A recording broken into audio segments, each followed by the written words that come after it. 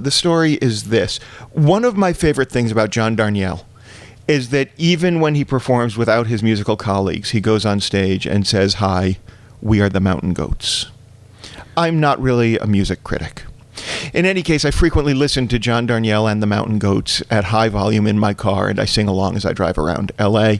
Recently, I pressed the button that turned off the music and answered the phone, even though I have caller ID and could see that it was my mother. After the conversation had gone on longer than I was comfortable with, which is to say, we had exchanged greetings and were still on the phone, she said, "I hope I'm not interrupting anything."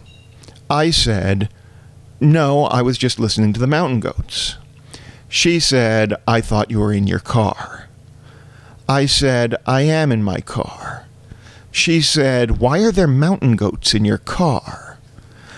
I said, "Mom, it's a recording." She said, "Isn't that a riot while you're driving?" I said, "What?" She said, "I don't understand that new agey stuff where people listen to a pod of whales singing or nature sounds." I said, "No, it's a band." She said, "Dear, I'm pretty sure if it's whales, it's a pod." She said it in that tone of condescending forced patience with which she explained the pronunciation of the word shoulders when I was 5.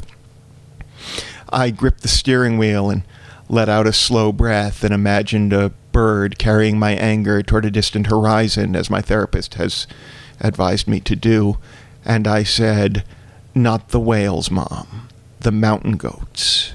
She said, "Dear, that would be a herd." I said, "It's a band. They play instruments and sing post-grunge, humanist, neo-folk rock." She said, "Oh, that sounds really interesting. I would love to hear that." I said I could send you a CD. She said, "Please don't. I probably wouldn't enjoy it. I was just being polite." And then, "Do they even know what it means?" I said, "Who?" She said, "The goats. Do they even know what the words are about?"